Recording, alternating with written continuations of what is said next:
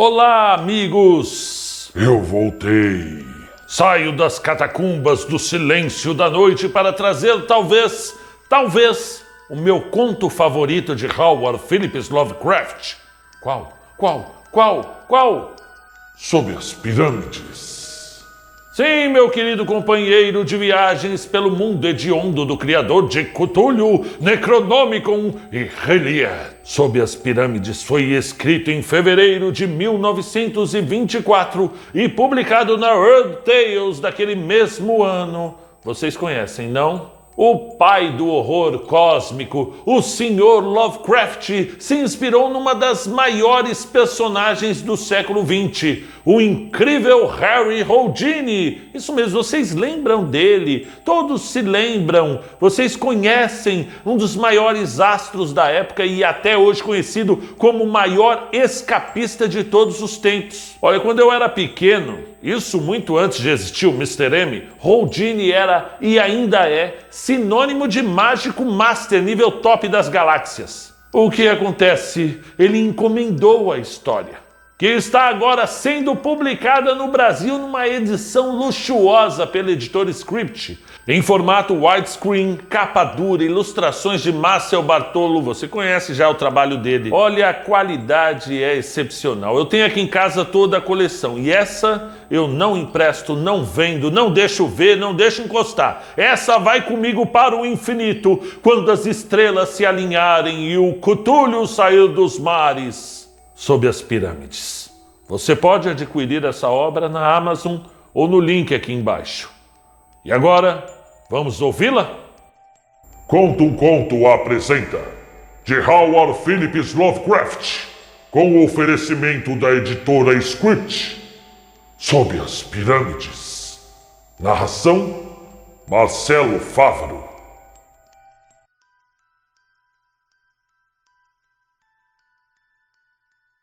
Mistério atrai mistério.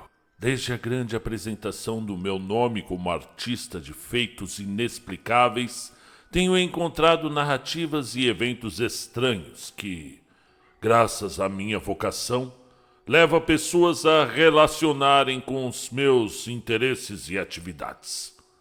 Alguns desses têm sido triviais e irrelevantes, alguns profundamente dramáticos e atraentes. Alguns produzindo experiências estranhas e perigosas, e alguns me envolvendo em extensa pesquisa científica e histórica. Muitas dessas questões eu já comentei e continuarei a falar delas abertamente. Mas há uma da qual eu falo com grande relutância. Estou agora relatando somente depois de uma intensa persuasão dos editores desta revista, que ouviram vagos rumores a respeito através de outros membros de minha família. O assunto até agora guardado diz respeito à minha visita informal ao Egito, há 14 anos, e tem sido evitado por mim por várias razões. Primeiro, eu sou avesso a explorar certos fatos e condições reais inquestionáveis, obviamente desconhecidas à miríade de turistas que se aglomeram nas pirâmides, aparentemente mantidas em segredo com muita diligência pelas autoridades do Cairo, que não podem ser completamente ignorantes sobre o assunto. Além disso, não gosto de recontar um incidente no qual minha própria imaginação fantástica parece ter sido uma grande participação. O que eu vi, ou pensei ter visto, certamente não aconteceu, pois é mais fácil considerar como resultado de minhas leituras recentes da egiptologia, junto com as especulações relativas ao tema, que o meu ambiente naturalmente provoca. Esse estímulo imaginativo, magnificado pela excitação de um evento real, terrível em si o bastante, indubitavelmente impulsionou o horror culminante daquela noite grotesca há tanto tempo. Em janeiro de 1910, terminei uns compromissos profissionais na Inglaterra e assinei um contrato para uma turnê em teatros australianos. Com um tempo livre permitido durante a viagem, decidi aproveitá-lo com o tipo de viagem mesmo que mais me interessa. E então, acompanhado da minha esposa, nos dirigimos prazerosamente continente abaixo e embarcamos em Macélia no navio a vapor Malwa, da empresa PEO, com destino a Porto Said. Naquele ponto, propus-me a visitar as principais localidades históricas do Baixo Egito, antes de ir finalmente à Austrália. A viagem foi agradável e animada por muitos incidentes divertidos que acontecem a um mágico, independentemente do seu trabalho. Eu tencionava, na esperança de uma viagem tranquila, manter meu nome em segredo, mas fui instigado a trair a mim mesmo por um colega mágico, cuja ansiedade de impressionar os passageiros com truques ordinários me tentou a reproduzir e superar a sua apresentação de uma maneira desastrosa para o meu anonimato. Menciono isso por seu efeito final, um efeito que eu deveria ter previsto antes de me revelar para um navio lotado de turistas, prestes a se espalhar pelo Vale do Nilo. O que isso causou foi anunciar previamente a minha identidade, onde quer que eu fosse subsequentemente, privando minha esposa e a mim de toda a discrição tranquila que havíamos buscado. Viajando para buscar curiosidades, fui frequentemente forçado a suportar abordagens como sendo eu mesmo uma curiosidade. Veja só. Fomos ao Egito em busca do pitoresco e do misticamente impressionante, mas parecia haver pouco disso quando o navio contornou o Porto Said e desembarcou os seus passageiros em pequenos botes, dunas baixas, boias flutuantes em águas rasas e uma melancólica e pequena cidade europeia, sem nada de interessante, exceto a grande estátua de de Lesseps. Nos causou ansiedade para encontrar algo que valesse mais a pena.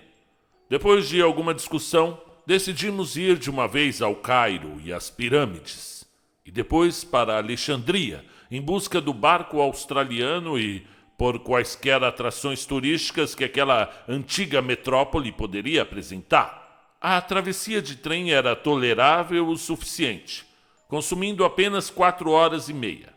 Vimos muito do canal de Suez, cuja rota seguimos até Ismaília, e depois tivemos um gosto do Velho Egito em nosso vislumbre do canal restaurado do Império Médio. Então, finalmente, vimos o Cairo brilhando através do crescente entardecer, uma constelação cintilante que se tornou uma labareda quando paramos na grande estação ferroviária central. Porém, mais uma vez a decepção nos aguardava, pois tudo o que vimos ali era europeu, a não ser os trajes e as multidões. Uma passagem subterrânea prosaica levava até uma praça cheia de carruagens, táxis e bondes, linda com suas luzes elétricas brilhando em altos edifícios. E o teatro onde eu fui, em vão, requisitado para me apresentar, que depois compareci como espectador, havia sido recentemente rebatizado como Cosmógrafo Americano.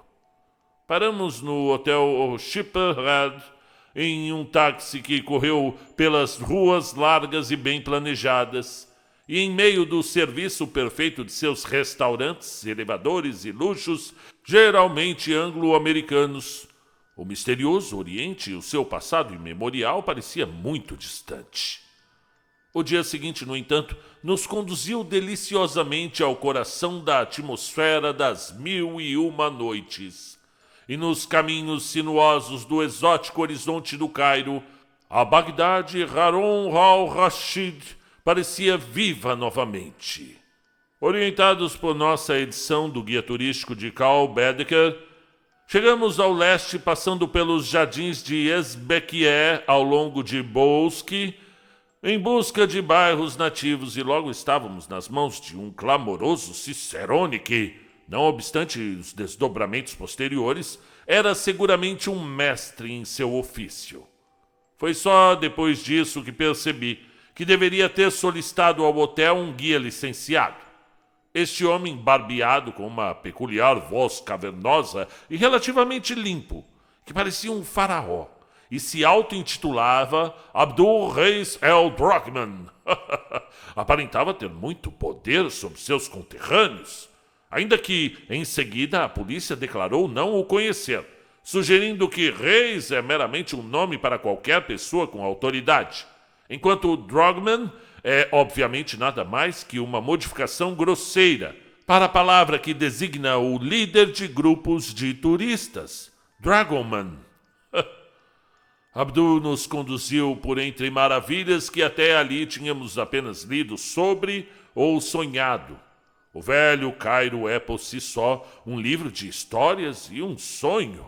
Labirintos de becos estreitos emanando os segredos aromáticos, balcões e janelas com arabescos quase encontrando-se acima das ruas de paralelepípedos, turbilhões de tráfego oriental com gritos estranhos, chicotes estalando, carroças barulhentas, dinheiro tilintando e o zurrar de burros, caleidoscópios policromáticos de túnicas, véus, turbantes e chapéus típicos, carregadores de água e derviches, cachorros e gatos, adivinhos e barbeiros, e tudo isso envolto pelo lamento. Aqueles lamentos dos pedintes cegos, agachados em alcovas, e o canto sonoro dos muezins do alto dos miranetes, delicadamente destacados contra um céu azul profundo e imutável. Os bazares cobertos, mais quietos, não eram menos encantadores. Especiarias, perfume, incenso, miçangas, tapetes, seda e latão. O velho Mahmud Suleiman se agacha cruzando as pernas entre suas garrafas pegajosas, enquanto jovens barulhentos pulverizam mostarda no capitel escavado de uma antiga coluna clássica, uma Coríntia romana, talvez vizinha de Heliópolis, onde Augusto estacionou uma de suas 3 legiões egípcias. A antiguidade começa a se misturar com o exotismo, e então as mesquitas e o museu, vimos tudo, tentando não deixar nossa festa árabe sucumbir ao charme sombrio do Egito faraônico que os tesouros inestimáveis do museu ofereciam. Aquele deveria ser o nosso momento climático e, por ora, nos concentramos nas glórias sarracenas medievais dos califas, cujas magníficas mesquitas tumbas formam necrópole mágica e brilhante nos limites do deserto árabe. Por fim, Abdul nos conduziu pela Sharia Mohammed Ali para a antiga mesquita do Sultão Hassan e Bab el-Azab, franqueada por uma torre, além da qual se ergue a passagem murada para a poderosa cidadela de Saladino em pessoa, que ele construiu com as pedras de pirâmides esquecidas. Já era pôr do sol quando escalamos aquela encosta, circundada pela mesquita moderna de Mohammed Ali, e olhamos para baixo, para a mística cidade do Cairo, do vertiginoso parapeito, a mística cidade do Cairo toda dourada com suas cúpulas esculpidas, seus minaretes etéreos e seus jardins flamejantes. Mas longe da cidade, eleva-se o grande domo romano no novo museu, e além dele, atravessando o enigmático Nilo amarelo, que é a mãe de eras e dinastias, arrastam-se as areias ameaçadoras do deserto líbio, ondulantes, iridescentes e malignas com seus mistérios antigos. O sol vermelho se põe devagar, trazendo o implacável calafrio do crepúsculo egípcio, e enquanto ele se equilibrava na borda do mundo como aquele deus antigo de Heliópolis, Harakte, o sol do horizonte, vimos os contornos das pirâmides de Gizé contra este holocausto bronze. Os túmulos paleogênicos de lá eram muito antigos, com 1000 anos quando Tutankhamon sentou-se em seu trono dourado na distante Tebas. E então percebemos que já tínhamos terminado com o Cairo sarraceno e ainda precisávamos experimentar os mistérios mais profundos do Egito. O Egito primitivo, a cidade obscura de Kan, de Ra e Amon, de Íris e Osíris. Visitamos as pirâmides na manhã seguinte.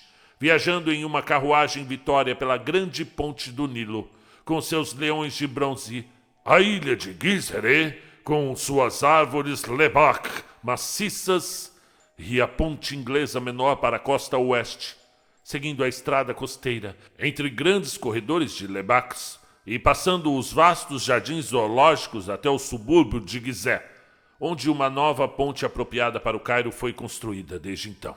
E assim, virando para o interior ao longo de Sharia el-Haran, cruzamos uma região de canais e aldeias nativas miseráveis, até que diante de nós assomaram os objetos de nossa busca, cortando a névoa do amanhecer e formando réplicas invertidas nas poças do acostamento. 40 séculos, como Napoleão disse ali aos seus soldados. De fato, nos desprezavam. A estrada agora subia abruptamente, até que finalmente alcançamos nosso ponto de transferência entre a estação de bondes e o Hotel Mena House. Abdul Reis, que habilmente comprou nossos ingressos para a pirâmide, parecia se entender com a aglomeração estridente e ofensiva de beduínos que habitavam um esquálido vilarejo lamacento a pouca distância e atacavam de maneira pestilenta todo viajante, pois ele os manteve bem afastados e garantiu um excelente par de camelos para nós, ele mesmo montando um burro e atribuindo a liderança dos nossos animais a um grupo de homens e garotos, mais dispendiosos do que úteis. A área a atravessar era tão pequena que camelos quase não seriam necessários. Mas não reclamamos de somar à nossa experiência essa forma incômoda de transporte no deserto. As pirâmides ficavam em um alto planalto rochoso.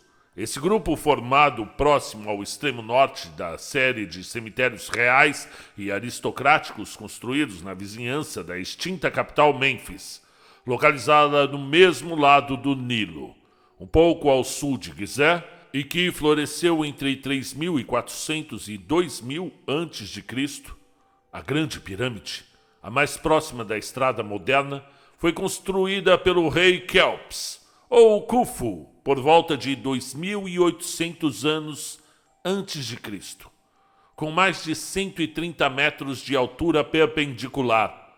Em uma linha, ao sudoeste desta, estão sucessivamente a Segunda Pirâmide, construída uma geração depois, pelo rei Khafre, que, embora um pouco seja menor, parecia maior por estar em um terreno mais alto, e a substancialmente menor Terceira Pirâmide, do rei Mykerinos, construída por volta de 2700 a.C., perto da beirada do Planalto e precisamente a leste da Segunda Pirâmide, com o rosto provavelmente alterado para formar um retrato colossal de Khafre, seu restaurador régio, está a monstruosa esfinge, muda, sardônica e sábia, além da humanidade e da memória.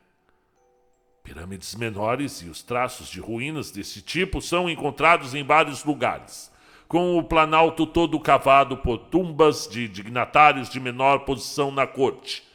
Essas últimas foram marcadas originalmente como mastabas, ou bancos de pedra. As estruturas sobre os profundos poços funerários, conforme encontrados em outros cemitérios de Mênfis e exemplificados na tumba de Perneb, no Museu Metropolitano de Nova York. Em Gizeh, contudo, todas essas coisas visíveis foram varridas pelo tempo e pilhagem, e restam apenas as covas, cobertas pela areia ou limpas por arqueólogos, para atestar sua existência prévia. Havia uma capela conectada com cada tumba na qual os sacerdotes e parentes ofereciam comida e orações para o Ka, ou o princípio vital do falecido, pairando ali. As pequenas tumbas tinham suas capelas contidas em suas mastabas, de pedra ou superestruturas, mas as capelas mortuárias das pirâmides, onde a realeza dos faraós repousa, eram templos separados, cada uma a leste de sua pirâmide correspondente, conectada por uma calçada até o portal sólido da capela ou propileu na borda do planalto rochoso. O portal da capela que conduz à Segunda Pirâmide quase enterrado nas areias flutuantes, abre-se subterraneamente a sudeste da Esfinge. A tradição que persiste é chamar de Templo da Esfinge. E talvez isso esteja certo se a Esfinge de fato representa Khephren, o construtor da segunda pirâmide. Existem histórias desagradáveis da Esfinge antes de Khephren, mas quaisquer que fossem essas características antigas, o monarca a substituiu pelas suas próprias, para que aqueles homens olhassem sem medo para o colosso. No grande portal do templo estava a estátua de Diorito, em tamanho real de Khephren, hoje no Museu do Cairo.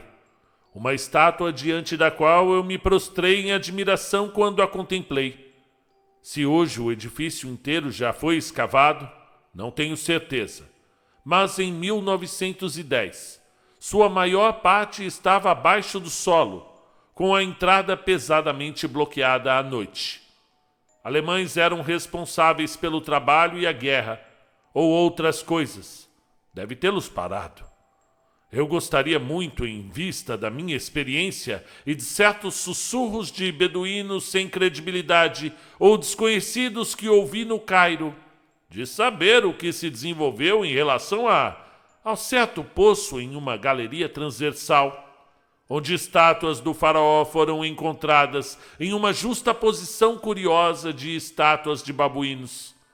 A estrada, à medida que a atravessávamos naquela manhã em nossos camelos, fazia uma curva acentuada ao passar pelos postos policiais de madeira, correio, drogaria e lojas à esquerda, mergulhando ao sul e leste em uma curva completa que escalava o planalto rochoso e nos colocou face a face com o deserto a sotavento da Grande Pirâmide. Passando a alvenaria ciclópica, seguimos contornando a face oriental e olhando em frente para um vale de pirâmides menores, além de onde o Nilo eterno brilhava para o leste e o deserto eterno tremeluzia para o oeste. Muito perto surgiam as 3 pirâmides principais, a maior desprovida de revestimento exterior e exibindo sua massa de grandes pedras, mas as outras mantendo aqui e ali a cobertura nitidamente ajustada, que as deixou lisas e bem acabadas em seu tempo. Logo descemos em direção à Esfinge e sentamos em silêncio sob o encanto daqueles terríveis olhos cegos. No vasto peitoral de pedra, mal reconhecemos o emblema de Re-Harakti, cuja imagem foi equivocadamente associada à Esfinge em uma dinastia posterior.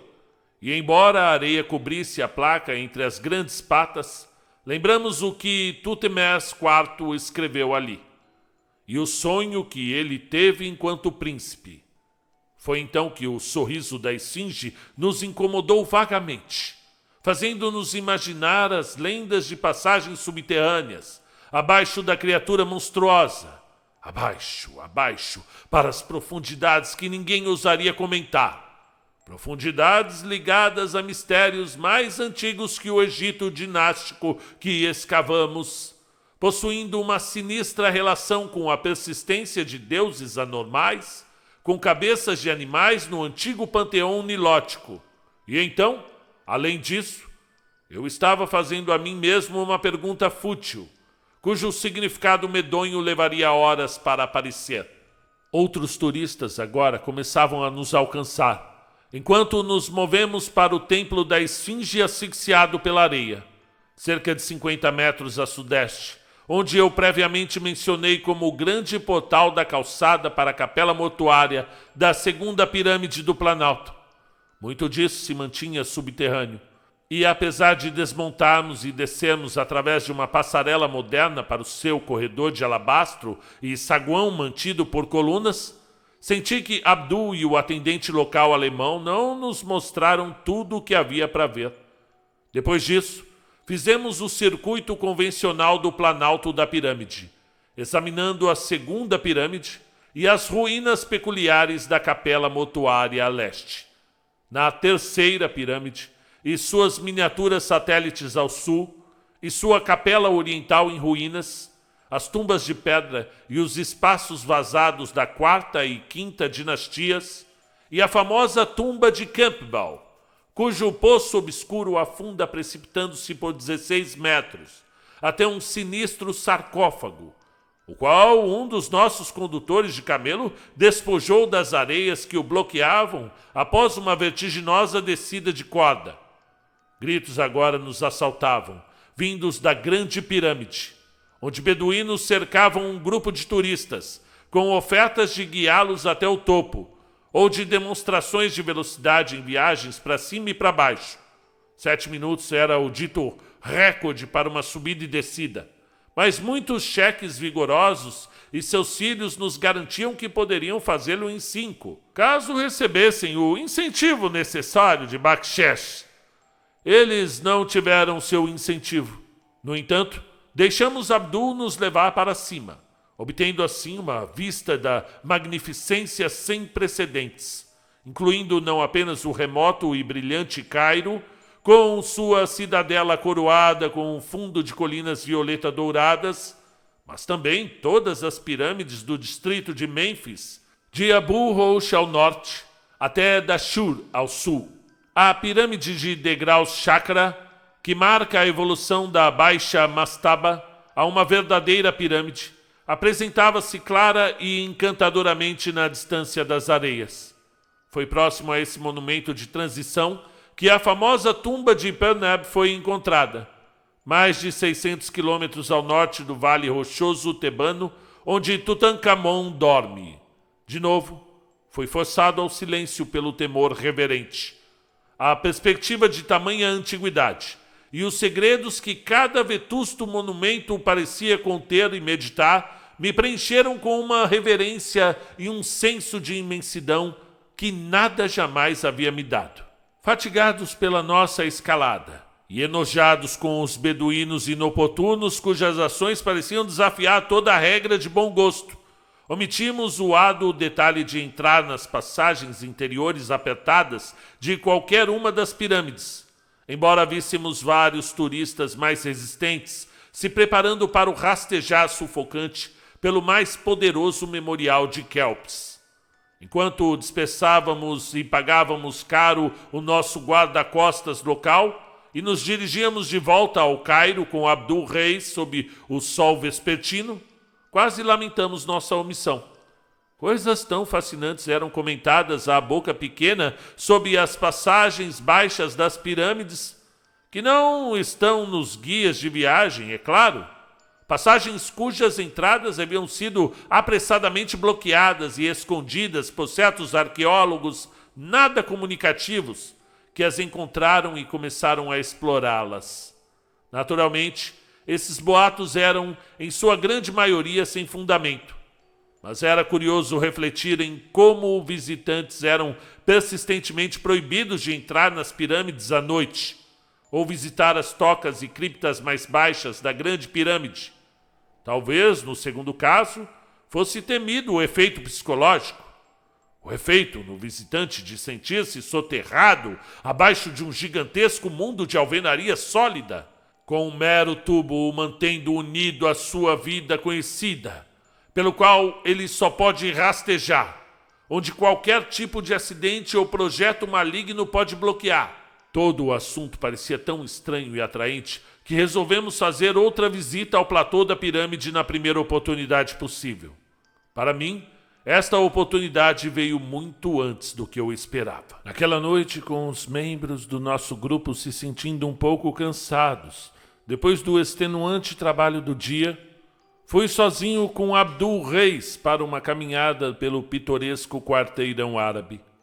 Apesar de já ter visto durante o dia, desejava estudar as vielas e bazares no anoitecer, quando sombras ricas e brilhos suaves podiam somar ao seu glamour a ilusão fantástica. As multidões nativas estavam diminuindo, mas ainda eram barulhentas e numerosas quando encontramos um grupo de beduínos em festa no Suqen Narrassin, ou Bazar dos Latoeiros.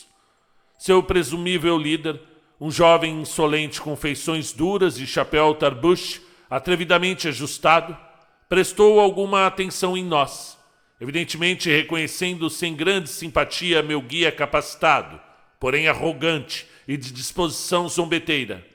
Talvez, pensei, ele estivesse ressentido pela esquisita reprodução do meio sorriso da esfinge, que eu observara frequentemente com divertida irritação.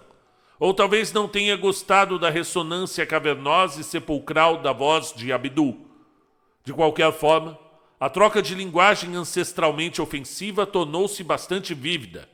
E não muito depois, Ali Ziz, como eu ouvi o estranho ser chamado quando não era chamado de um nome pior, começou a puxar violentamente a túnica de Abdul, uma ação que rapidamente se tornou recíproca, levando a uma briga animada, onde ambos os combatentes perderam seus acessórios de cabeça sagrados e teriam chegado a uma condição ainda pior, caso eu não tivesse separado os dois à força. Minha interferência, à primeira vista mal recebida por ambos, resultou finalmente em uma trégua. Taciturnamente, cada agressor se recompôs de sua ira e arrumou seus trajes, com uma pretensão de dignidade tão profunda quanto foi súbita. Os dois firmaram um curioso pacto de honra que eu logo aprendi a ser um costume antiquíssimo no Cairo. Um pacto de resolver suas diferenças por meio de uma disputa noturna com os punhos ao topo da grande pirâmide. Muito depois da partida do último turista ao luar, cada duelista reuniria uma equipe de segundos, com a contenda iniciando-se à meia-noite, divididas em assaltos da maneira mais civilizada possível. Em todo esse planejamento, havia muitas coisas estimulando o meu interesse. A luta em si prometia algo único e espetacular, enquanto a ideia da cena, naquele monumento secular, com vista para o planalto antediluviano de Gizé, sob a lua minguante das pálidas horas da madrugada, mexia com cada fibra da minha imaginação. Um pedido encontrou Abdul extremamente disposto a me aceitar em sua equipe de segundos. E então, por todo o resto do princípio da noite, o acompanhei por vários antros nas regiões mais sem lei da cidade, principalmente a nordeste de Esbekieh, onde ele reuniu e selecionou um por um formidável bando de simpáticos degoladores como seu suporte pugilístico. Pouco depois das 9, nossa equipe, montando burros que ostentavam nomes da realeza ou lembranças dos turistas como Ramsés, Mark Twain, J.P. Morgan, Minnehaha, contornava as ruas labirínticas orientais e ocidentais, cruzando o lamacento e arborizado Nilo pela ponte de leões de bronze, galopando filosoficamente entre os lebaques na estrada para Gizé. Não muito mais que 2 horas foram consumidas na viagem, no final da qual passamos pelo último grupo de turistas que retornavam, saudando o último bonde e ficando sozinhos com a noite, com o passado e a lua espectral. E então vimos as vastas pirâmides no fim da avenida, macabras e com uma ameaça tênue e atávica que eu não havia me dado conta durante o dia. Mesmo a menor delas possuía uma insinuação medonha, pois não foi ali que a rainha Nitocris foi sepultada viva durante a sexta dinastia? A sutil rainha Nitocris, que uma vez convidou todos os seus inimigos para um banquete em um templo abaixo do Nilo, afogando-os ao abrir as comportas. Recordei-me que os árabes sussurram coisas sobre Nitocris, evitando a terceira pirâmide em certas fases da lua. Deve ter sido sobre ela que Thomas More estava elucubrando quando escreveu algo murmurado por barqueiros de Mênfis. A ninfa subterrânea que habita entre as gemas sem sol e glórias ocultas. A senhora da pirâmide. Mesmo chegando cedo, Ali Ziz e seu grupo estavam à nossa frente, pois vimos seus burros enfileirados contra o planalto desértico de Kafr el-Haran, em direção ao esquálido assentamento árabe, perto da Esfinge. Evitamos seguir a estrada costumeira para o Hotel Mena House, onde alguns dos policiais sonolentos e ineficientes poderiam nos ter notado e detido. Aqui, onde os beduínos sujos instalam camelos e burros nas tumbas rochosas dos cortesãos de Kefren, fomos conduzidos acima das pedras e sobre a areia até a grande pirâmide, nas laterais desgastadas, onde os árabes se enxameavam ansiosamente. Abdul-Reis me oferecendo ajuda que eu não precisava. Como a maioria dos viajantes sabe, o cume verdadeiro dessa estrutura muito se desgastou, deixando uma plataforma razoavelmente plana de cerca de 12 metros quadrados. Neste estranho pináculo, uma arena foi arrumada e em alguns momentos a sardônica lua do deserto lançava um olhar malicioso para a batalha, que a não ser pela natureza dos gritos ao redor do ringue, poderia muito bem acontecer em algum clube atlético secundário da América.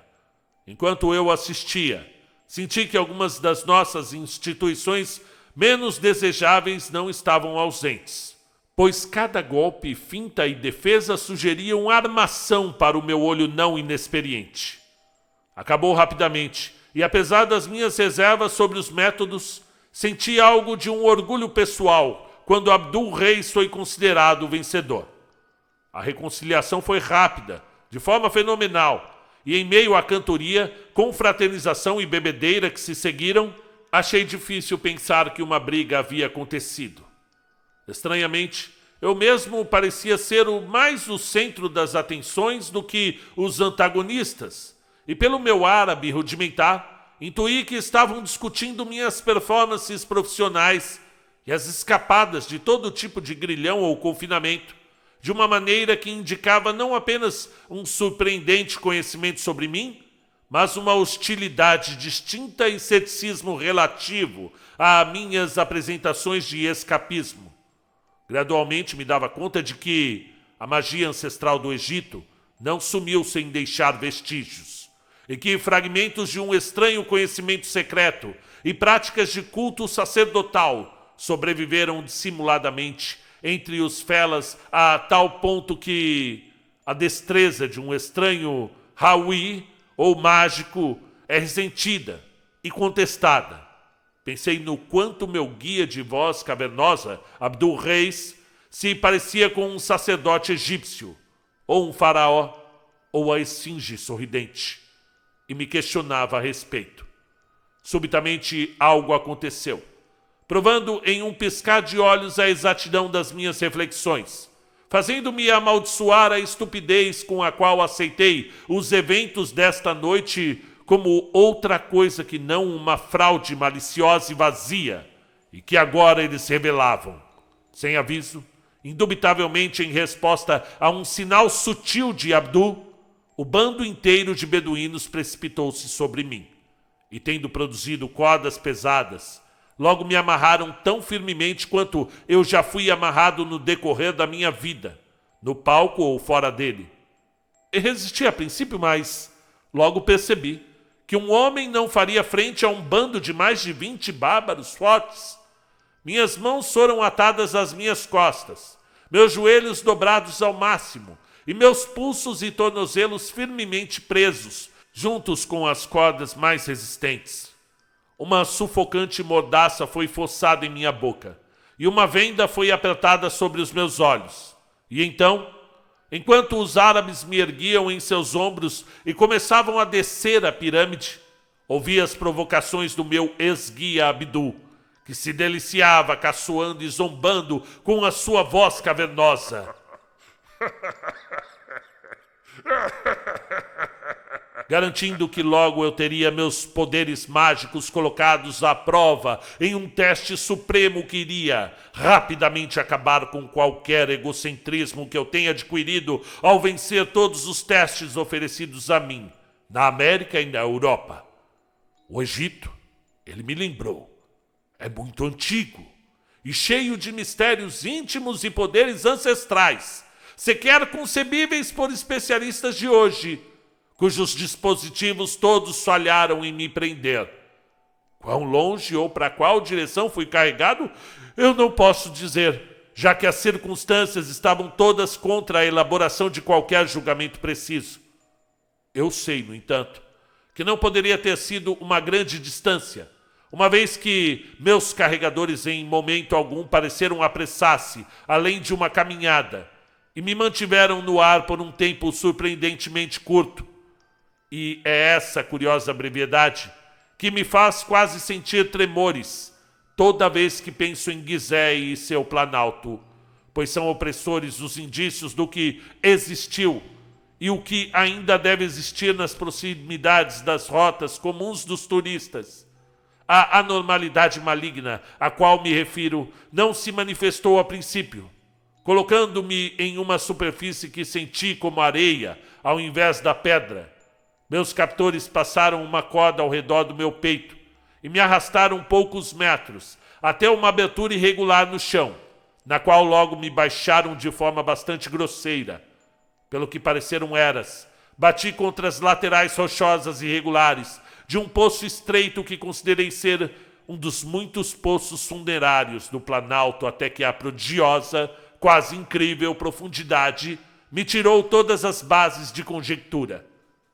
O horror da experiência se aprofundava a cada segundo, que qualquer descida através de rocha sólida poderia ser tão vasta sem alcançar o núcleo do planeta, ou qualquer corda feita pelo homem poderia ser tão longa, a ponto de me balançar naquelas profundidades profanas e aparentemente abissais da terra interior. Eram crenças de algo tão grotesco que tornava mais fácil duvidar dos meus sentidos agitados do que simplesmente aceitá-las. Mesmo agora eu não tenho certeza, pois eu sei como a noção do tempo se torna enganosa quando uma ou mais percepções usuais ou condições de vida é removida ou distorcida. Mas eu tenho certeza absoluta que preservei a consciência lógica até ali. Pelo menos, bem, não adicionando nenhum dos fantasmas da imaginação a um quadro horrível o bastante em sua realidade, explicável por um tipo de ilusão cerebral muito aquém de uma verdadeira alucinação. E tudo isso não foi a causa do meu primeiro desmaio. A provação chocante foi acumulativa, e o começo de terrores posteriores foi um aumento muito perceptível na velocidade em que eu descia. Eles desenrolaram aquela corda infinitamente longa, muito rapidamente agora, e eu me raspava cruelmente contra a aspereza das laterais apertadas do poço, enquanto disparava insanamente para baixo. Minha roupa estava em frangalhos, e eu sentia o sangue pingar por toda parte, mesmo acima da crescente dor excruciante. Minhas narinas, além disso, foram atingidas por uma ameaça pouco definível. Um odor arrepiante de umidade e envelhecimento, curiosamente disperso de qualquer coisa que já tivesse sentido, com toques leves de especiaria e incenso, emprestando um elemento de zombaria. E então veio o cataclisma mental. E foi horrível, apavorante, além de qualquer descrição articulada, porque era tudo da alma, com nada de detalhes para descrever. Era o êxtase do pesadelo e o somatório do diabólico. A rapidez disso foi apocalíptica e demoníaca.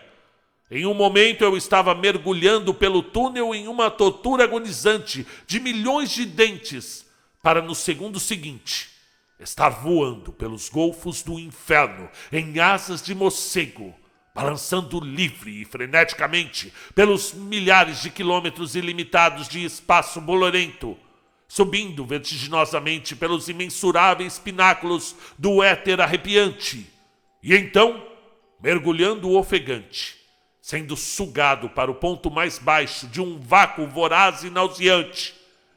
Graças a Deus pela misericórdia em colocar no esquecimento aquelas fúrias dilacerantes de consciência que meio que desequilibraram minhas faculdades, despedaçando o meu espírito como hárpias. E naquela pausa, mesmo curta, deu-me a força e sanidade para aguentar as sublimações ainda maiores de pânico cósmico que se escondia e balbuciavam na estrada à frente. Capítulo 2. Foi muito gradualmente que recuperei os meus sentidos. Após aquele voo sinistro pelo espaço estígio, o processo foi infinitamente doloroso, colorido por sonhos fantásticos nos quais minha condição de amarrado e amordaçado encontrou uma personificação singular. A natureza precisa desses sonhos. era muito clara enquanto eu os experimentava, mas tornou-se nebulosa em minha recordação imediatamente depois, sendo logo reduzida a um mero rascunho de eventos terríveis, reais ou imaginários, que se seguiram. Eu sonhei que era apertado por uma pata enorme e horrível. Uma pata com 5 garras. Uma pata amarela e peluda, que saiu da terra para me esmagar e engolir. E quando parei para refletir o que era a pata, pareceu-me que era o Egito. No sonho, eu olhava para os eventos das semanas anteriores, vendo a mim mesmo atraído e enredado pouco a pouco, sutil e insidiosamente, por algum espírito fantasmagórico infernal da feitiçaria antiga do Nilo. Algum espírito que estava no Egito antes mesmo do homem, e que ainda estará quando o homem não mais estiver. Eu vi o horror e a antiguidade doentia do Egito, com a sinistra aliança que sempre teve com as tumbas e templos dos mortos. Eu vi procissões fantasmagóricas de sacerdotes com cabeças de touros, falcões, gatos e ibis. Procissões fantasmagóricas marchando interminavelmente pelos labirintos subterrâneos e avenidas de propileus titânicos que fazem um homem parecer uma mosca, oferecendo sacrifícios indizíveis para deuses indescritíveis. Colossos de pedra marcharam na noite sem fim, conduzindo manadas de androfinges de sorrisos arreganhados até as margens de rios de piches estagnados e ilimitados. E por trás de tudo, eu via a malevolência inefável da necromancia primordial, sombria e amorfa, tateando avidamente atrás de mim na escuridão para sufocar o espírito que ousou zombar dela por emulação. No meu cérebro adormecido, um melodrama de ódio e perseguição sinistros tomou forma, e eu vi a alma sinistra do Egito me escolhendo e chamando com sussurros inaudíveis, chamando-me e atraindo, conduzindo-me com o brilho e o glamour de uma superfície sarracena, mas me puxando para baixo, até as catacumbas e horrores enlouquecidos do seu coração faraônico morto e completamente abismal. E então as faces oníricas tornaram-se semblantes humanos, e eu vi o meu guia, Abdul Reis, em mantos de um rei, com o sorriso escarnecedor da esfinge no rosto. E eu soube que aquelas eram as características de Khephren, o Grande, que ergueu a segunda pirâmide, esculpidas na face da esfinge a sua própria imagem, e que construiu o titânico portal do templo, cuja miríade de corredores os arqueólogos pensam ter escavado na areia enigmática e nas rochas que pouco revelam. E eu olhei para a mão longa, esguia e rígida de Khephren, a mão longa, esguia e rígida, como eu havia visto na estátua de Diorito no Museu do Cairo, a estátua que encontraram no terrível templo. E eu me perguntei como não gritei quando a vi em Abdul Reis. Essa mão estava horrivelmente fria e estava me esmagando. Era o frio e a sensação espasmódica do sarcófago, o calafrio e o aperto do Egito imemorável. Era o Egito necropolitano, noturno, aquela pata amarela. E eles sussurravam coisas de Khephren. Mas nesse ponto eu comecei a acordar, ou pelo menos a assumir uma condição de menos adormecimento completo do que a anterior. Recordei a luta no topo da pirâmide, os beduínos traiçoeiros e seu ataque, minha aterrorizante descida por corda pelas profundezas rochosas sem fim, e meu balançar enlouquecido mergulhando em um vazio gélido com cheiro de putrefação.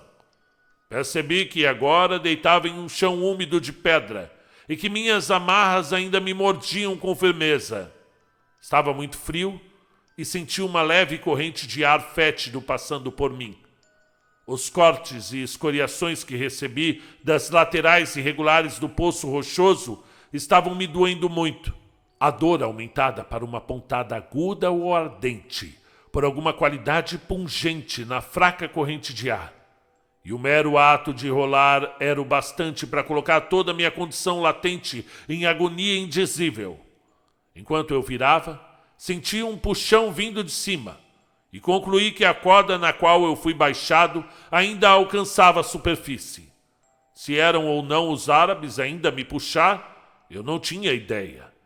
Nem tinha qualquer sinal de quão abaixo da terra eu estava.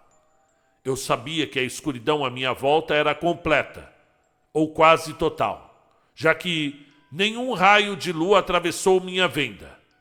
Mas eu não confiei o bastante em meus sentidos para aceitar como evidência de extrema profundidade a sensação de duração longa que caracterizou minha descida. Ao menos sabendo que estava em um espaço de extensão considerável, ao alcance da superfície direta, acima por uma abertura no solo rochoso, duvidosamente eu conjecturei que minha prisão seria, talvez, o acesso à capela soterrada do velho Kefren, o templo da Esfinge.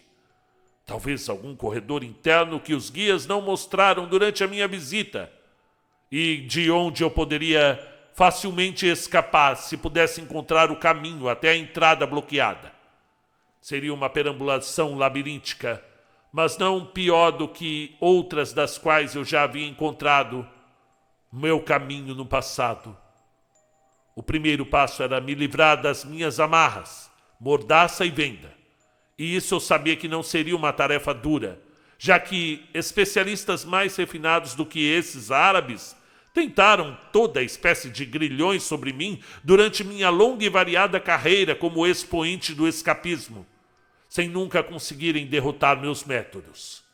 Então me ocorreu que os árabes poderiam estar prontos para me encontrar e atacar na entrada, mediante qualquer evidência de uma provável fuga das amarras, sendo alertados por qualquer agitação da corda que eles provavelmente seguravam. Isto, é claro, presumindo que meu local de confinamento fosse, de fato, o templo da Esfinge de Kefren. A abertura direta na laje, onde quer que pudesse se esconder, não poderia estar além do fácil acesso da entrada comum moderna próxima à Esfinge.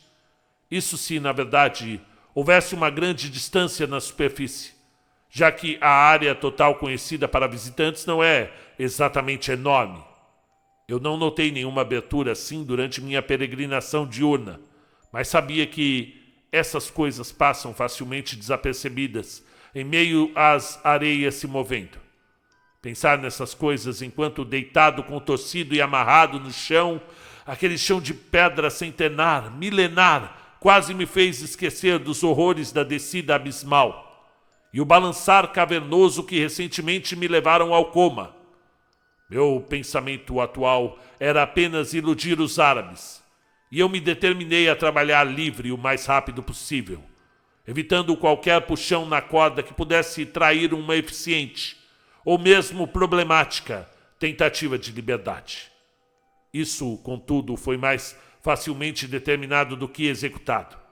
Uns poucos testes preliminares tornaram claro que pouco poderia ser feito sem movimentação considerável, e não me surpreendeu quando, depois de um esforço energético em especial, comecei a sentir o rolo de corda em queda se empilhando sobre mim. Obviamente pensei, os beduínos sentiram meus movimentos e largaram a ponta da corda, sem dúvida apressando-se para a verdadeira entrada do templo para se posicionarem mortalmente à minha espera. O panorama não era agradável, mas eu já havia encarado piores sem hesitação em meu tempo, e não hesitaria agora. Naquele momento era preciso, em primeiro lugar, me ver livre das amarras, e então confiar na engenhosidade para escapar incólume do templo. É curioso quão implicitamente eu vinha a acreditar em mim mesmo no velho templo de Kefren, ao lado da Esfinge, apenas a uma curta distância abaixo do solo.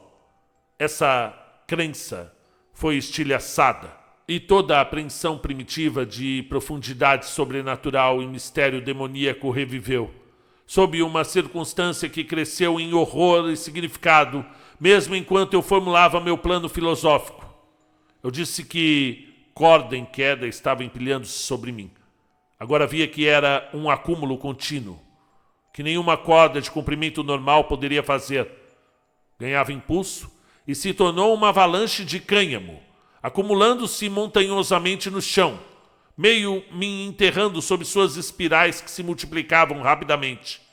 Logo eu estava completamente envolto e ofegante, enquanto as crescentes convulsões me sufocavam. Meus sentidos titubeavam novamente, e tentei em vão lutar contra uma ameaça desesperada e inevitável.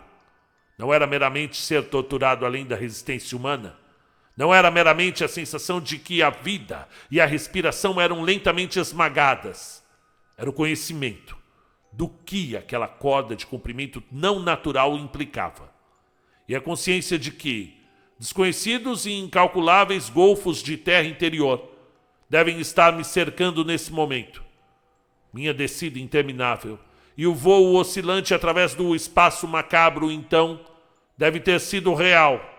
E mesmo agora eu devo estar jazendo indefeso em um mundo cavernoso e inominado em direção ao âmago do planeta. Tal confirmação súbita de horror definido foi insuportável, e pela segunda vez eu caí em um esquecimento misericordioso. Quando eu digo esquecimento, isso não significa que eu estava livre de sonhos. Ao contrário, minha ausência do mundo consciente foi marcada por visões do mais indescritível horror. Deus, se ao menos eu não tivesse lido tanto sobre egiptologia antes de vir para essa terra, que é a fonte de toda a escuridão e terror. Esse segundo desmaio preencheu mais uma vez minha mente adormecida, com percepções arrepiantes do país e de seus segredos arcaicos. E por algum acaso odioso, meus sonhos se voltaram para as noções antigas dos mortos e suas passagens em alma e corpo, além daquelas tumbas misteriosas que eram mais residências do que túmulos. Recordei, em construtos oníricos, que é melhor que eu não me lembre. A construção elaborada e peculiar dos sepulcros egípcios e as terríveis e extremamente singulares doutrinas que determinaram essa construção. Tudo o que essas pessoas pensavam era sobre morte e os mortos. Eles conceberam a ressurreição literal do corpo, o que os fez mumificar corpos com cuidado exasperado, preservando todos os órgãos vitais em vasos canópicos próximos dos cadáveres, enquanto que, além do corpo, eles acreditavam em dois outros elementos: a alma, que habitaria a terra dos abençoados depois da avaliação e aprovação de Osíris, e o obscuro e portentoso Ka, ou princípio da vida, que vagava pelos mundos superiores e inferiores de um jeito horrível, exigindo acesso ocasional ao corpo preservado, consumindo as oferendas de comida trazidas à capela mortuária pelos sacerdotes e parentes piedosos, às vezes, conforme os homens comentavam, tomando o corpo ou o dublê de madeira, sempre enterrado ao lado e espreitando nocivamente o exterior em tarefas peculiarmente repulsivas. E por milhares de anos, aqueles corpos belamente revestidos descansaram com o olhar vidrado para cima. Quando não visitados pelo Ka, esperando pelo dia quando Osíris restauraria Ka e alma, conduzindo as rígidas legiões de mortos das afundadas casas de sono. Deveria ser um renascimento glorioso, mas nem todas as almas eram aprovadas, nem todas as tumbas invioladas, de maneira que certos erros grotescos e anormalidades diabólicas deveriam ser procurados. Ainda hoje, os árabes comentam sobre convocações profanas e adorações doentias em abismos inferiores esquecidos, que apenas os Kas invisíveis e alados e múmias sem alma podem visitar e retornar incólumes. E talvez as mais sinistras lendas de gelar o sangue sejam aquelas que relatam certos produtos de decadência sacerdotal. Múmias compostas da união artificial de troncos e membros humanos com cabeças de animal, imitando os deuses antigos. Animais sagrados foram mumificados em todos os estágios da história, para que esses touros, gatos, ibizes, crocodilos e similares possam retornar algum dia para a glória maior. mas apenas na decadência que foi feita essa mistura de humano e animal na mesma múmia. Apenas na decadência, quando eles não compreendiam os direitos e prerrogativas do Ka e da alma. O que aconteceu com essas múmias compostas não é falado, publicamente pelo menos. E é certo que nenhum egiptólogo já encontrou alguma. Os sussurros dos árabes são muito selvagens e não confiáveis. Eles até mesmo insinuam que o velho Khafre, da Esfinge, da segunda pirâmide e do portal escancarado do templo, vive no distante subterrâneo, casado com a rainha carniçal Nitocris, e reina sobre as múmias que não são de homens nem de feras. Foi com esses, de Khafre, sua consorte e seu estranho exército de mortos híbridos, que eu sonhei. E por isso me sinto grato pelas formas oníricas exatas terem sumido da minha memória. Minha mais horrível visão estava conectada a uma pergunta inútil que fiz a mim mesmo um dia antes, quando olhava para o grande enigma esculpido do deserto e imaginava em quais profundidades desconhecidas o templo, tão próximo dele, poderia estar secretamente conectado. Essa pergunta, tão inocente e extravagante, assumiu um sentido de frenesi e loucura histérica em meu sonho. A esfinge foi originalmente esculpida para representar que anormalidade enorme e detestável.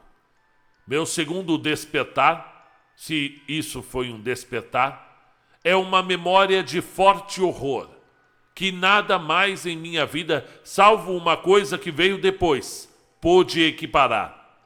E essa vida tem sido cheia de aventuras além da maioria dos homens.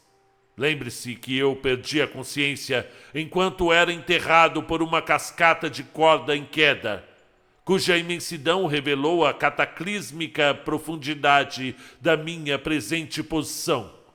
Agora, com a percepção retornando, eu senti que todo o peso se fora, e rolando eu percebi que, apesar de ainda estar amarrado, amordaçado e vendado, alguma ação removeu completamente o deslizamento de cânhamo, o deslizamento sufocante que havia me soterrado. O significado dessa condição, é claro, veio-me apenas gradualmente, mas mesmo assim eu acho que teria caído inconsciente novamente, caso não tivesse desta vez atingido um estado de exaustão emocional na qual nenhum horror novo pudesse fazer muita diferença. Se eu estava sozinho? Bom, com o quê? Antes que eu pudesse me torturar com qualquer nova reflexão ou fazer qualquer esforço novo para escapar das minhas amarras, uma circunstância adicional se manifestou. Dores que antes eu não sentia agora torturavam meu braço e minha perna. E eu parecia coberto por uma profusão de sangue seco, além da quantidade de meus cortes e escoriações. Meu peito também parecia perfurado por uma centena de feridas, como se algum maligno e titânico íbis o tivesse bicado. Seguramente, o agente que removeu a corda era hostil, e começou a me causar terríveis ferimentos quando, de alguma forma, foi impelido a desistir. No entanto, no momento, minhas sensações eram nitidamente o oposto do que eu poderia esperar. Ao invés de afundar em um poço sem fundo de desespero, eu estava imbuído de uma nova coragem e atitude, pois agora sentia que as forças malignas eram coisas físicas que um homem destemido pode encontrar em situações similares. Com a força deste pensamento, forcei novamente minhas amarras, usando toda a arte de uma vida para me livrar, como tantas vezes fiz entre o brilho das luzes e o aplauso das multidões. Os destaques familiares do meu processo de escapismo começaram a me absorver. E agora que a longa corda se foi, eu recuperei em parte minha crença de que os horrores supremos eram alucinações, afinal de contas, e que nunca houve nenhum poço terrível, abismo imensurável ou corda interminável. Não obstante, eu estava no portal do templo de Kefren, ao lado da esfinge, e teriam os árabes furtivos entrado para me torturar enquanto eu estava ali deitado indefeso? Fosse qual fosse o caso, eu precisava me libertar. Deixe-me ficar em pé desamarrado, sem mordaça e com os olhos abertos para qualquer lampejo de luz que venha de qualquer fonte. E poderia realmente me deliciar no combate aos meus inimigos malignos e traiçoeiros. Quanto tempo levei para me livrar dos meus estorvos, eu não saberia dizer. Deve ter demorado mais do que minhas exibições performáticas, pois eu estava ferido, exausto e enfraquecido pelas experiências que havia passado. E quando eu finalmente estava livre, respirando profundamente um ar gélido, úmido e malignamente temperado, ainda mais horrível quando encarado sem a cobertura da mordaça e da venda, eu percebi estar com cãibras e fatigado demais para me mover de imediato. Lá estava eu, tentado esticar minha figura dobrada e mutilada por um período indefinido, forçando meus olhos para captar um vislumbre de raio de luz que pudesse me dar uma pista da minha posição. Gradualmente, minha força e flexibilidade retornaram, mas meus olhos não vislumbraram nada. Enquanto cambaleava para ficar em pé, eu perscrutava diligentemente em todas as direções, ainda encontrando apenas uma escuridão de ébano tão grande quanto a que eu tinha conhecido quando estava vendado. Tentei usar as pernas, incrustadas de sangue por baixo das minhas calças rasgadas. Descobri que podia andar, mesmo que não pudesse decidir em qual direção. Obviamente não deveria andar ao acaso, talvez retrocedendo diretamente da entrada que buscava. Então parei para notar a direção da corrente de ar fria, fétida e cheirando a sódio que nunca parei de sentir. Aceitando o ponto de sua fonte como a possível entrada para o abismo, esforcei-me para manter a trilha deste marco e caminhar de forma consistente em sua direção. Eu tinha uma caixa de fósforos e até mesmo uma pequena lanterna elétrica, mas é claro que os bolsos da minha roupa surrada e completamente esfarrapada foram há muito esvaziados de todos os artigos pesados. Enquanto eu caminhava cautelosamente na escuridão, a corrente de ar se fortalecia, ficando mais agressiva até que, a certa altura, eu pude considerá-la como um fluxo tangível de vapor detestável, vazando por alguma abertura, como a fumaça do gênio saído do jarro do pescador no conto oriental. O Oriente.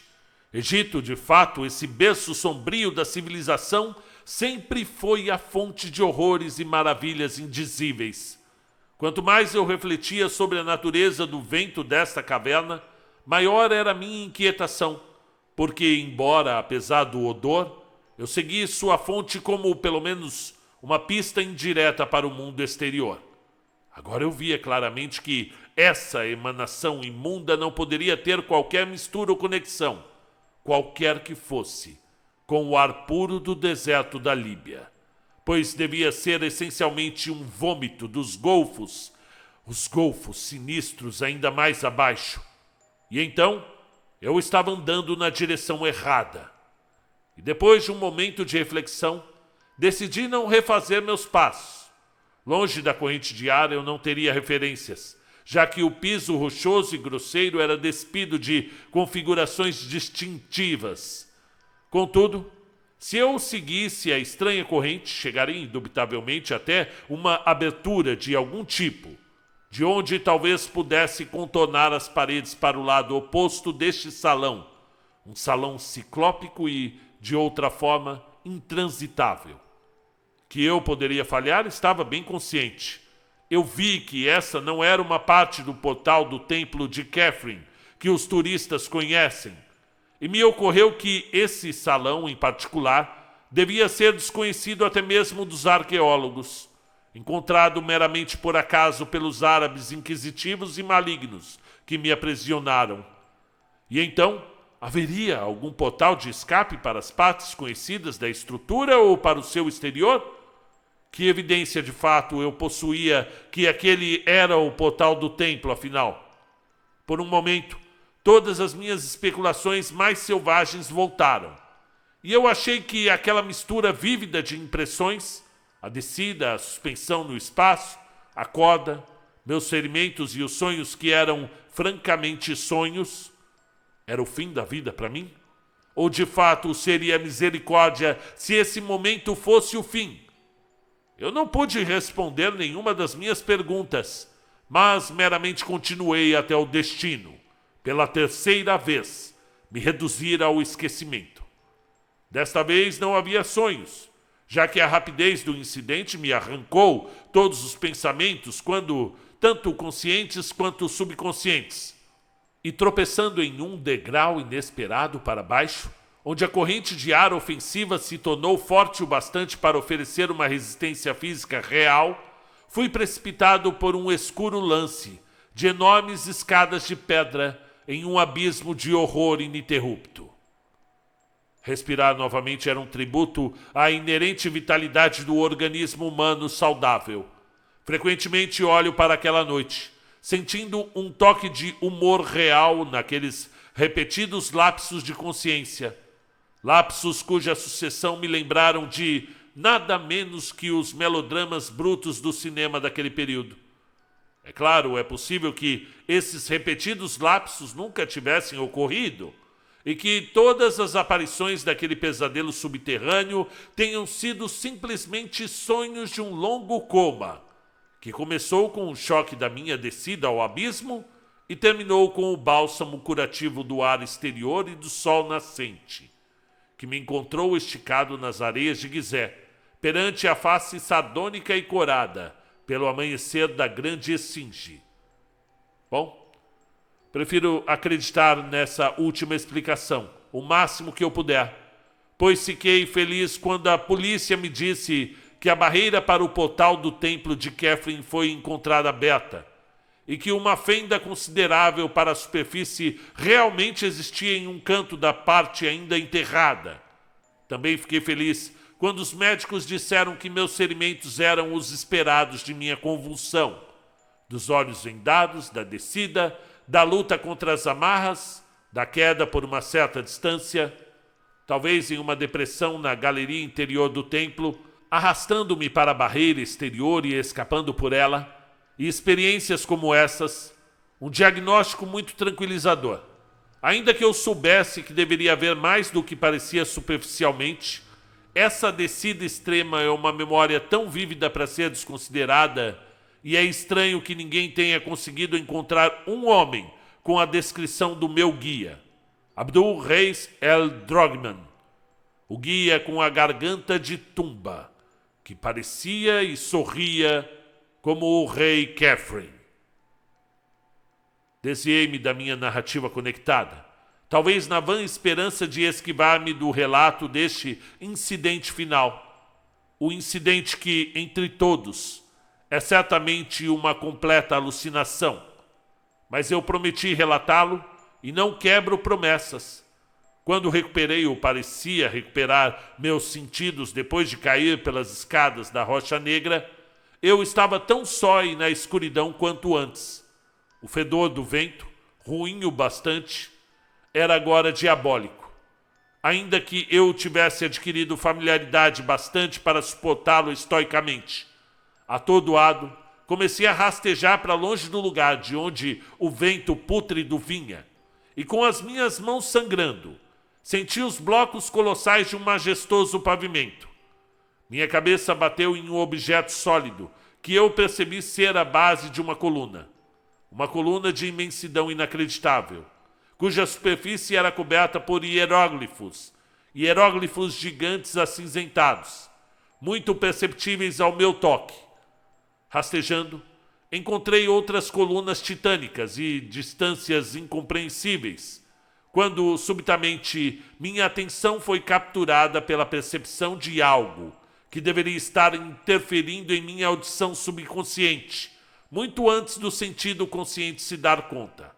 E de alguma fenda mais abissal nas entranhas da terra vinham certos sons, calculados e definidos, que não se pareciam com nada que eu já tivesse ouvido. Senti quase intuitivamente que eram muito antigos e distintamente cerimoniais, e muitas leituras da egiptologia me levaram a associá-los à flauta, o sambuque, o sistro e o tímpano. Em seus sibilos, zumbidos, chacoalhar e batida rítmica, senti um elemento de terror além de todos os terrores conhecidos na Terra.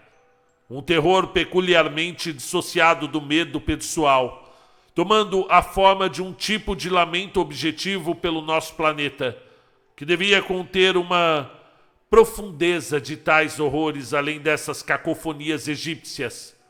Os sons aumentaram de volume, e eu senti que estavam se aproximando, e que todos os deuses de todos os panteões se unam para manter coisas como essa longe dos meus ouvidos, comecei a ouvir fracamente e ao longe o vagar mórbido e milenar de coisas marchando. E era medonho. Como passos tão díspares poderiam se mover em um ritmo perfeito? O treino de milhares de anos profanos deve estar por trás dessa marcha, das monstruosidades secretas da Terra, maciando, clicando, andando, espreitando, rimbombando, batendo, rastejando, e tudo para a dissonância abominável daqueles instrumentos zombeteiros. E então, Deus, mantenhas as memórias dessas lendas árabes fora da minha cabeça, as múmias sem almas, o local de encontro dos Kas errantes, as hordas de mortos faraônicos amaldiçoados há 40 séculos, as múmias compostas, conduzidas através dos vazios de ônix mais distantes pelo rei Kefren e sua rainha, a carniçal Nitocris. As pisadas se aproximavam. Os céus me livrem do som daqueles pés, daquelas patas, cascos, almofadas e garras começando a ganhar detalhes. Ao longo de extensões ilimitadas de pavimento sem sol, uma faísca de luz cintilou no vento mal cheiroso, e eu me afastei para trás da enorme circunferência de uma coluna ciclópica, para onde poderia escapar por um momento do horror que espreitava. De 1 milhão de pés em minha direção, pelos gigantescos hipostilos de pavor inumano e antiguidade fóbica. As cintilações aumentaram, e as passadas com ritmo dissonante cresceram de forma doentia. Na trêmula iluminação laranja, havia uma cena vaga de tal admiração petrificante que eu engasguei por um puro maravilhamento que conquistou até o medo e a repulsa. Bases de colunas cujos meios eram maiores que o alcance da visão humana, meras bases de coisas que escolheriam a Torre Eiffel às insignificâncias, hieróglifos esculpidos por mãos inconcebíveis em cavernas onde a luz diurna pode ser apenas uma lenda remota. Eu não olharia para as coisas em marcha, algo que eu decidi desesperadamente, enquanto ouvia suas juntas rangendo e seu arquejar nitroso acima da música e o seu caminhar de defuntos. Foi misericordioso que eles não falassem, mas, meu Deus, suas tochas loucas começaram a projetar sombras na superfície daquelas colunas estupendas. Que os céus levem isso daqui. Hipopótamos não deveriam ter mãos humanas e carregar tochas. Homens não deveriam ter cabeças de crocodilos. Eu tentei me virar, mas as sombras, os sons e o fedor estavam por toda a parte. E então eu lembrei de algo que costumava fazer quando o garoto era e tinha pesadelos em estado de semiconsciência. E comecei a repetir para mim mesmo: isso é só um sonho, isso é só um sonho. Mas não funcionou porque eu só pude fechar meus olhos e rezar. Pelo menos isso é o que eu penso e que fiz, porque nunca se tem certeza em visões. E eu sei que, bem, isso não poderia ser mais do que isso. Uma visão. Pensei se iria alcançar novamente o mundo, abrindo furtivamente os olhos às vezes para ver se poderia discernir algum traço do lugar além do ar temperado de putrefação. As colunas sem fim e as sombras taumatropicamente grotescas de horror anormal. O brilho crepitante de múltiplas tochas ardia agora, e a menos que esse lugar infernal fosse completamente sem paredes, eu não poderia deixar de ver algum limite ou marco fixo em breve.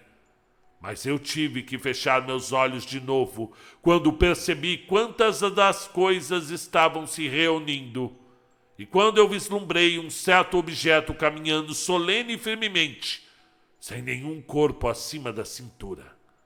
O diabólico e ululante gorgolejo, cadavérico ou barulho de morte agora dividiam a própria atmosfera.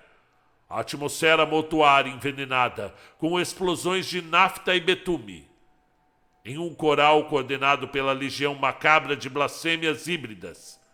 Meus olhos, perversamente abertos e trêmulos, se arregalaram por um instante em sua visão que nenhuma criatura humana poderia sequer imaginar sem pânico, sem exaustão física. As coisas se organizaram de forma tal cerimonial em uma direção, a direção do vento fétido, onde a luz de suas tochas mostrava suas cabeças baixas, ou as cabeças daquelas baixas daqueles que tinham cabeças, porque, bem, colocaram-se em adoração diante de uma grande abertura escura exalando podridão, no alto e quase fora do alcance da visão, e que eu podia ver era ladeado em ângulos retos por duas escadarias gigantes, cujas extremidades estavam longe na sombra. Uma dessas era, indubitavelmente, a escada na qual eu havia caído. As dimensões do buraco eram totalmente proporcionais com aquelas das colunas.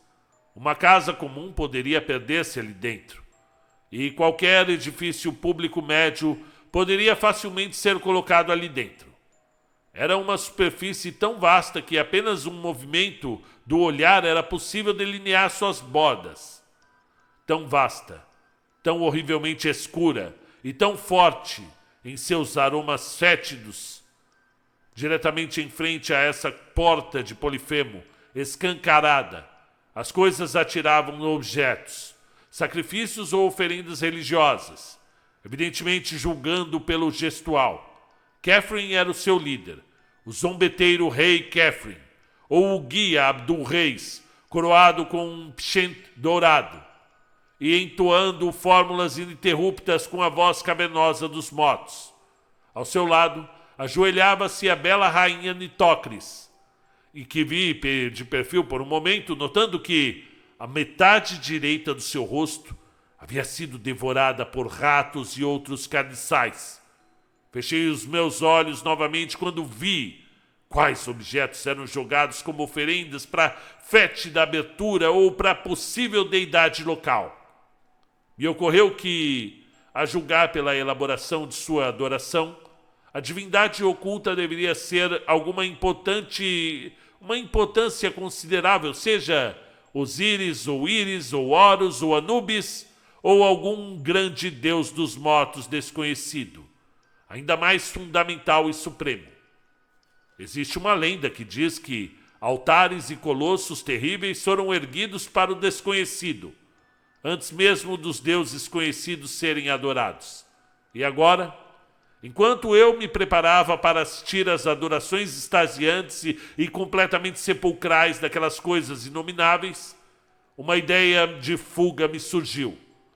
O salão era escuro, com as sombras pesadas das colunas.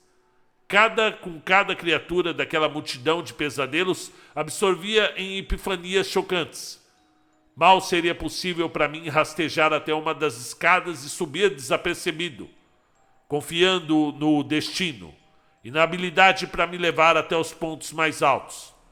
Onde eu estava, nem sabia ou havia refletido seriamente sobre. E, por um momento, pareceu-me divertido planejar uma escapada séria de algo que eu sabia ser um sonho.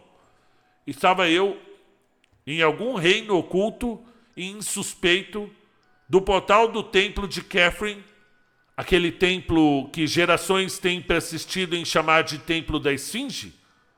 Eu não tinha como afirmar, mas resolvi acender a vida e consciência, se a inteligência e músculos pudessem me carregar. e com movimentos sinuosos, de barriga colada no chão, comecei a jornada ansiosa em direção ao pé da escada à esquerda, que me pareceu a mais acessível das duas. Eu não posso descrever os incidentes e sensações desse rastejar, mas é possível ter uma ideia ao refletir sobre o que tive que assistir continuamente naquela luz maligna da tocha, agitada pelo vento, no intuito de evitar ser visto. A base da escada, como eu já disse, estava ao longe na sombra. Era como tinha de ser para subir sem se curvar para o patamar do parapeito vertiginoso acima da abertura titânica. Isso posicionava os últimos estágios do meu rastejar a alguma distância do rebanho barulhento, ainda que o espetáculo me arrepiasse mesmo distante à minha direita. E naquela altura, eu consegui alcançar os degraus e comecei a subir, mantendo-me perto da parede, na qual eu observei decorações do tipo mais medonho. E confiando na segurança pela imersão e interesse estático com que as monstruosidades observavam a abertura da brisa pútrida e os objetos ímpios de alimentação que lançavam no pavimento diante deles, mesmo que a escada fosse enorme e íngreme, modelada por vastos blocos de pórfiro como se fossem para os pés de um gigante, a subida parecia virtualmente interminável. O pavor da descoberta e a dor que esse exercício renomado trouxe às minhas lesões juntaram-se para tornar essa travessia rastejante uma memória sem igual, de agonia e dor. A minha intenção, ao alcançar o patamar, era subir imediatamente por qualquer escada superior que poderia erguer-se a partir dali, sem parar para uma última olhada para as abominações carniceiras que pateavam e se ajoelhavam a 20 ou 30 metros abaixo. E, no entanto, a súbita repetição daqueles gorjeios cadavéricos trovejantes e o coral de barulhos de morte, vindos enquanto eu estava quase chegando ao topo da escada, mostraram pelo seu ritmo cerimonial que não era um alarme da minha descoberta. Fizeram-me parar e espiar cautelosamente por cima do parapeito. As monstruosidades saudavam alguma coisa que se projetava para fora da abertura nauseabunda para agarrar o tributo infernal oferecido. Era algo portentoso, mesmo quando visto da altura em que eu estava. Algo amarelado e peludo, dotado de um tipo de movimentação nervosa. Era grande, talvez tal qual um hipopótamo de bom tamanho, mas com uma força muito curiosa. Parecia não ter pescoço, mas 5 cabeças peludas separadas, brotando enfileiradas de um tronco cilíndrico grosseiro. A primeira muito pequena, a segunda de tamanho comum, a terceira e a quarta iguais entre si e as maiores do conjunto. E a quinta um tanto pequena, ainda que não tanto quanto a primeira. Para fora delas, despontaram curiosos tentáculos rígidos que apreendiam ferozmente a quantidade excessiva de comida não mencionável colocada diante da abertura. E de vez em quando, a coisa saltava e ocasionalmente se retraía a sua toca de uma maneira muito estranha. Sua locomoção era tão inexplicável que eu encarei fascinado, desejando que emergisse mais longe do covil cavernoso abaixo de mim. E então emergiu e, com aquela visão, eu virei e fugi para a escuridão na escadaria que se erguia atrás de mim. Escapei de uma forma automática pelos incríveis degraus e escadas acima e planos inclinados, por onde nenhum vislumbre ou lógica humana me guiaram. Algo que devo sempre relegar ao mundo dos sonhos na falta de qualquer confirmação. Deve ter sido um sonho, ou a alvorada nunca teria me encontrado respirando nas areias de Gizé, diante da sardônica face da grande esfinge, corada pelo amanhecer. A grande esfinge? Deus! Aquela pergunta inútil que fiz a mim mesmo, naquela manhã abençoada pelo sol. Que anormalidade imensa e repugnante era representada no entalhe original da esfinge. Amaldiçoada é a visão, seja em sonho ou não, que me revelou o horror supremo, o Deus dos mortos, desconhecido, que lambe seus beiços colossais no abismo insuspeito, alimentado com horrores bocados por aberrações que não deveriam existir de forma alguma, em qualquer lugar, de qualquer universo. O monstro de 5 cabeças emergiu. Aquele monstro de 5 cabeças tão grande quanto um hipopótamo. O monstro de 5 cabeças, que era somente sua pata dianteira.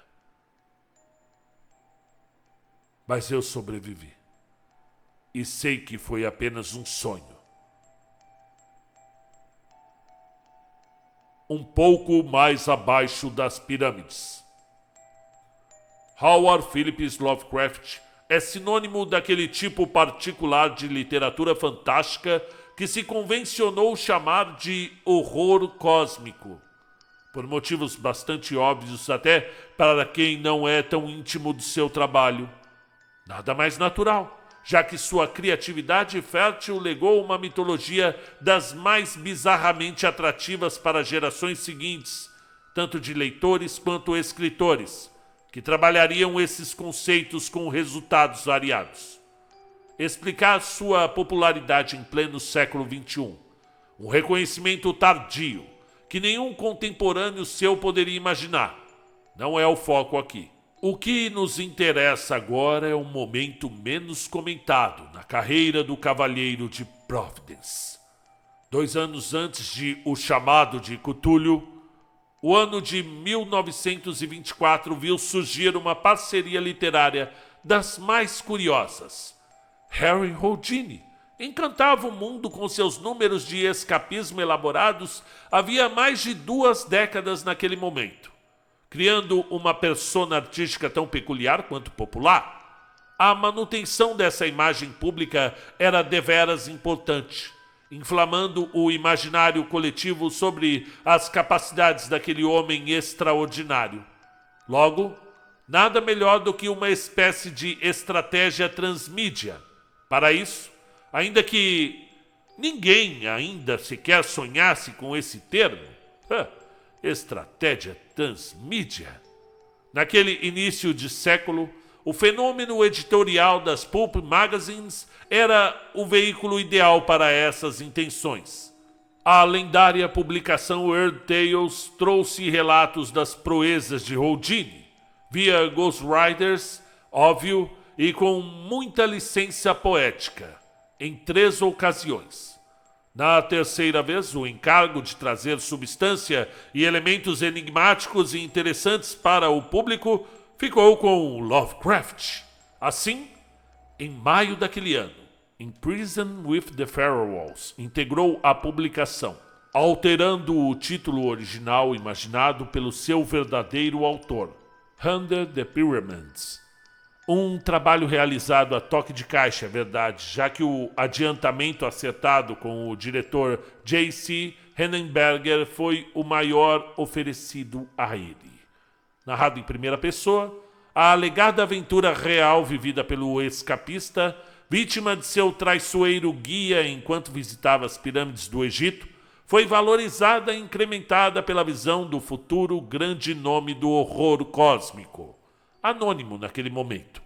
Em 1939, a reimpressão trouxe o crédito póstumo, e mais do que devido pela liberdade artística na adição de tons e elementos abertamente macabros e completamente aterrorizantes ao relato de Harry Houdini.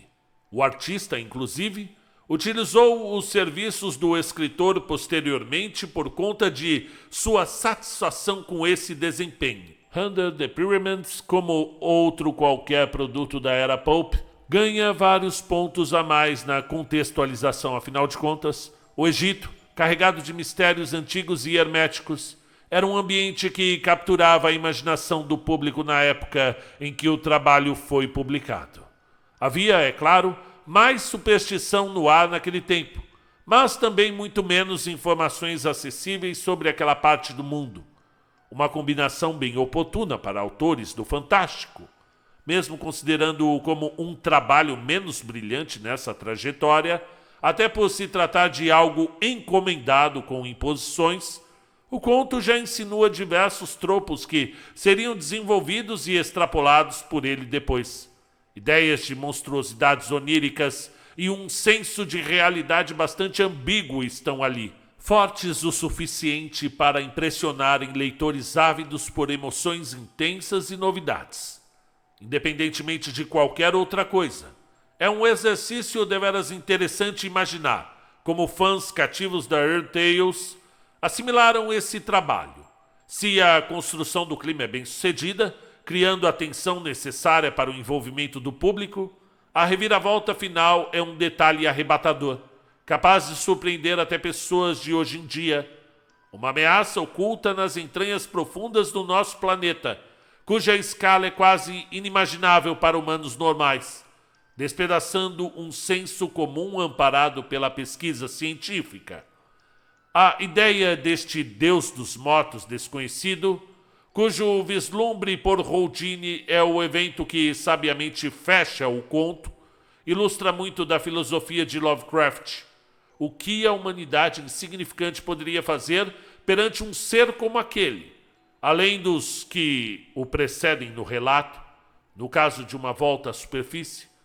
A ignorância é, literalmente, uma bênção no mundo do autor, que conseguiu passar uma sensação subjetiva além do horror causado pelas descrições das aberrações que desfilam por essas páginas. Solapado por visões horrendas, enquanto buscava a saída, o intrépido artista de Fugaz conduz o suspense até a aparição da malignidade mor dentro da bizarra hierarquia. A descrição do que foi visto já é perturbadora, mas ainda é insanamente potencializada pela percepção de que aquilo era apenas a pata da criatura. Desnecessário descrever o quanto isso contribui, não apenas em termos de escalas métricas em nossa imaginação, exponencialmente se refletindo na sensação de perigo iminente para a espécie humana. Para o público, pelo menos, já que pegava mal para a imagem do protagonista terminar enlouquecido, como se esperaria. A ideia de encontrar um horror como esse, descobrindo depois que aquilo era somente uma pequena parte de algo muito maior, foi tão boa que acabou recriada por ele mesmo em A Casa Esquecida. Ambos os textos foram escritos no mesmo ano, inclusive, porém, o outro só seria publicado em 1937, ano do falecimento de Lovecraft. Harry Houdini partiu 11 anos antes, e hoje, ironicamente, sua fama é suplantada pela de seu eventual empregado. A prática de Ghostwriter é, de fato, bastante discutível, para dizer o mínimo. No entanto, a aventura de Houdini pelos mistérios dos faraós parece ter sido um laboratório bastante útil no fim das contas, forçando a imaginação de um jovem escritor que trabalha dentro dos parâmetros limitantes de um relato de outra pessoa. O legado do horror cósmico e a permanência do panteão profano dos mitos de Cthulhu falam por si. Indiscutivelmente, essas divindades gigantescas deixaram suas pegadas descomunais na literatura fantástica, sobrevivendo ao fim das publicações pulp e ao século XX. Basta fechar os olhos para sentir o ribombar desses passos, cada vez mais fortes. Muito bem, amigos, aqui quem fala agora é Marcelo Fávaro. Vocês sabem, já ouviram muitos contos do Howard Phillips Lovecraft. Quais foram exatamente os contos que vocês já ouviram, mas eu já narrei quase todos. Esse eu estava evitando primeiro, porque ele é longo bastante para me consumir alguns dias narrando. Segundo, porque parece que a pirâmide fugia da minha voz, ela me fugia. Toda vez que eu pegava esse conto da pirâmide, parece que acontecia alguma coisa e eu não conseguia narrar. E agora, com a editora Script trazendo essa edição de luxo, com capa dura, tudo isso que você pode encontrar, tem o site aí da Amazon, no link da Amazon, e tem também o link da Catarse, isso. Então, eu sinceramente já pedi o meu Na verdade, eu gostaria de ter ganhado, mas eu fiquei tão ansioso que eu falei, não, eu quero ter esse conto aqui em casa. Eu faço questão de ter essa obra e acabei pedindo o meu. Eu já sigo o Marcel Bartolo, o artista que fez as ilustrações. Já sigo no Instagram, já acompanho o seu trabalho, já sou fã do seu trabalho. Assim como sou fã também do Salvador Sanz, que é o que fez o Chamado de Cthulhu também pela editora Script. E fiquei sabendo aqui, numa conversa rápida com ele, que ele nasceu em Teresópolis. Você sabe aquela região serrana do Rio, né? É ilustrador, é quadrinista, é artista plástico, foi pós-graduado em artes visuais, né? Ele é um grande artista, além de ser professor, como eu também sou. Só que ele trabalha lá em Sorocaba, né? Ministra oficinas de desenho e criatividade. Deve ser uma loucura participar. Eu tenho vontade de participar de uma oficina do Marcel Bartolo. Então ele organiza o Encontro Ilustra, que é o nome do evento, né? E do canal do YouTube voltado para esses admiradores, os profissionais do desenho. Alô, você profissional do desenho, você que desenha ouvindo o canal Conta um Conto, como o meu querido Ezequiel.Moura, ele que é do Instagram, que é um artista fantástico, como o Rivail, que está produzindo uma história em quadrinhos dos meus contos autorais, a história do lobisomem e da mulher torta. Tem tantos incríveis. O próprio Cairo Gouveia, segue ele também, é um ilustrador, designer. Gente, tem tanta gente legal, bacana, que a gente acaba conhecendo aqui no canal. E o Marcel Bartolo, ele produz esse Encontro Ilustra, né? Digita aí no YouTube, e publica os quadrinhos dele desde 2016.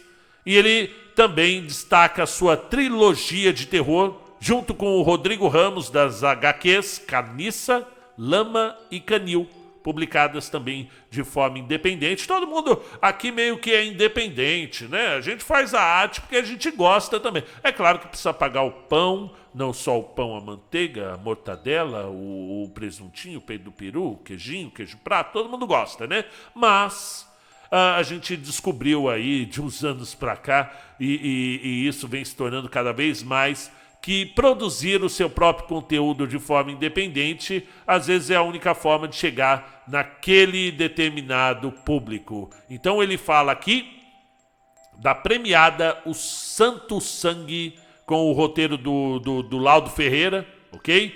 E A Necromante, em parceria com o Douglas Freitas, que rendeu indicações como o melhor desenhista, melhor colorista no HQ Mix e no Ângelo Agostini, ok? Então, é isso, gente.